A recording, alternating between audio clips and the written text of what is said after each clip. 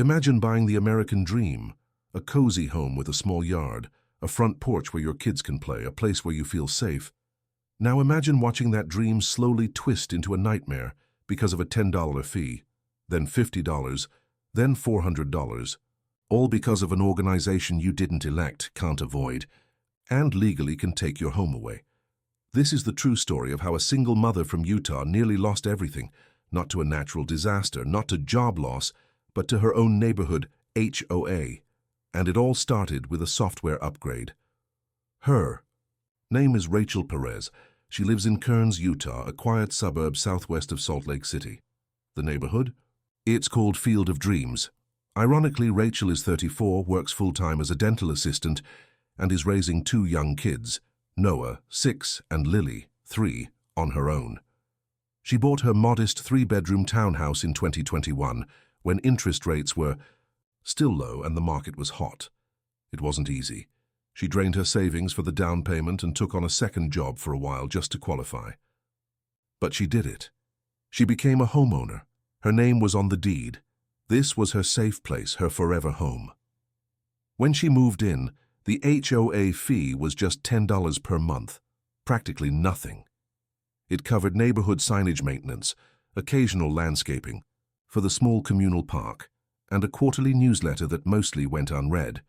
There was no clubhouse, no pool, no security gates, just 42 identical townhomes with shared walls and the occasional disagreement about trash bins and paint colors. For the first 2 years, everything was fine, boring even, until one afternoon Rachel got a letter in the mail, not a bill, not a flyer, just a notice with a single bold headline, HOA budget revision, fee adjustment effective immediately. She almost didn't read it. She was juggling, a bag of groceries, and her daughter's daycare report.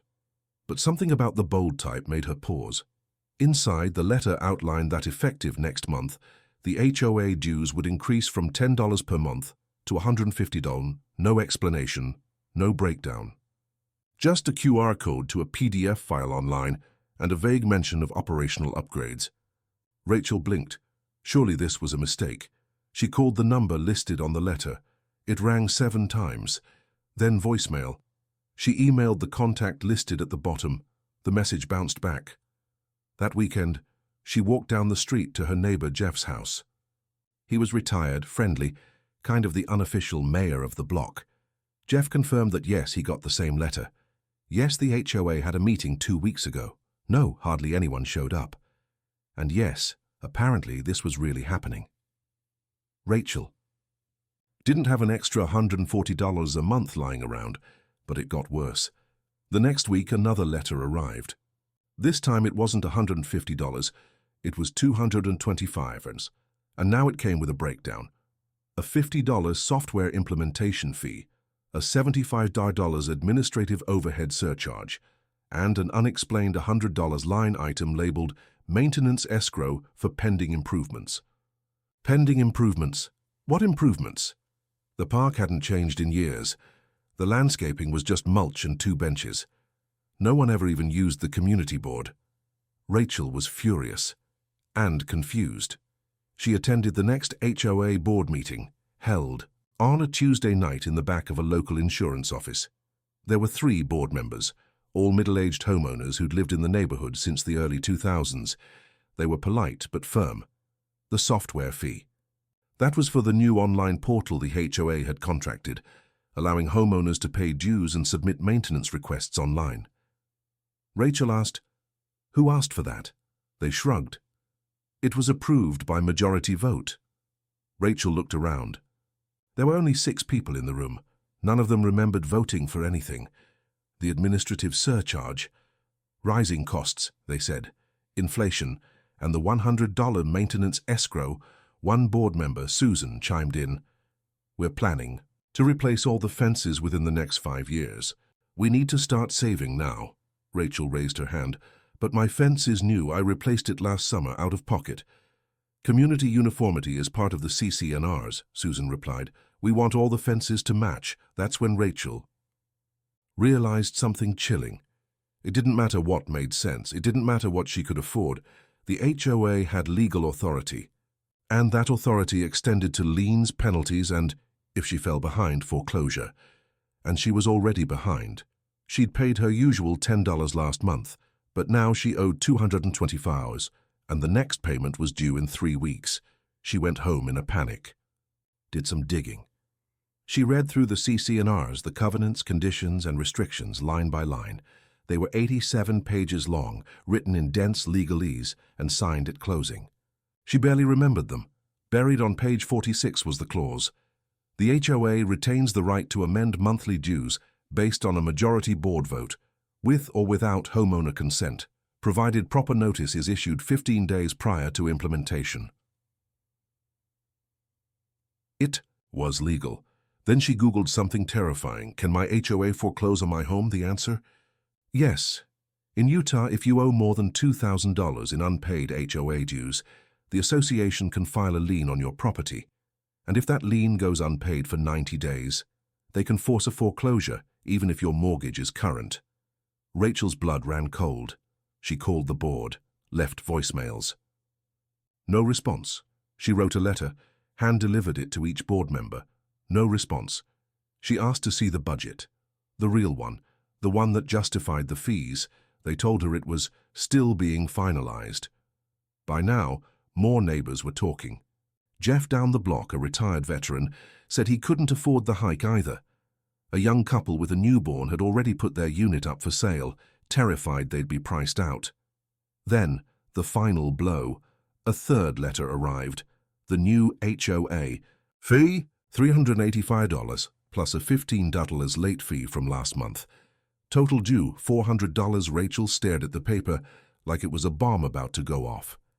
That month, she missed her car payment to stay current on the dues, but the next month, she couldn't do both. She fell behind, first by $50, then $150. By month 3, she owed $650 in total. That's when the lien notice arrived. Typed in legal jargon, notarized, it stated that the Field of Dreams HOA had officially filed a lien against her property for unpaid assessments, and unless payment in full was received within 30 days, foreclosure proceedings would begin. She felt like she couldn't breathe. She called an attorney. The consultation fee was $300, money she didn't have. Desperate, she turned to social media. She posted a short video on TikTok, holding the lien notice in one hand and her utility bills in the other. She explained the situation. She cried, not for sympathy but for help. The video went viral. In 48 hours, it had over 400,000 views. Comments flooded in. Some people shared similar stories. Others offered legal advice. A local news station picked it up. And then, something unexpected happened. A former HOA board member from a neighboring community messaged her, anonymously. He said there was something suspicious about the fee structure. That the software provider the board claimed to have hired didn't actually exist under that name in state records. Rachel did some digging. With help from a few TikTok followers who worked in legal research, they traced the LLC listed in the HOA's invoice. Turns out the software company was owned by Susan's nephew. It was a kickback scheme. The HOA was funneling money through inflated software fees into a shell company and likely pocketing the difference. Rachel took this evidence, emails, business filings, screenshots, to a local attorney who agreed to take the case pro bono. They filed a formal complaint with the state's Department of Commerce, and within 2 weeks, an investigation was launched. The news station ran a follow-up story. Then a third. Under pressure, the board called an emergency meeting. This time the room was full. Residents demanded answers, demanded a vote. And in a rare move, thanks to a clause Rachel uncovered on page 83 of the CC&Rs, the homeowners voted to dissolve the board. Effective immediately, Susan and the others were removed. The lien was voided. The fees reverted to $20. Not $10, but manageable. And the community? It rallied. A new board was formed, one with transparency, open books, and mandatory homeowner votes on any increases over 25%. Rachel was offered a spot on the board. She declined. "I never wanted to run anything," she said. "I just wanted to live in peace." But she stayed involved. She created a website to help others learn their rights under HOA law. She even testified in a state legislative hearing about HOA foreclosure reform. Her story sparked a change, and today, she still lives in her home, the same one she almost lost to a $50 software fee. This story may sound outrageous, but it's more common than you think. HOAs were designed to protect property values and maintain order, but without oversight, they can become something else entirely. Small regimes, run by the unelected, wielding enormous legal power over ordinary people. If you live in an HOA-run community, know this. Read your documents, attend the meetings, ask questions, because if Rachel hadn't spoken up, if she hadn't posted that video, if she hadn't fought back, her kids might have come home from school to find their front door locked and their toys on the curb. So tell me, what's your HOA story? Have you faced unfair fines, bizarre rules, or shocking abuse of power? Drop your story in the comments, and if you want to hear more true tales from the dark side of American homeownership, hit that like button, subscribe to My Home Their Rule, and join us next week for another episode. Until then, stay informed, stay strong, and never forget, your home should be your haven, not their leverage.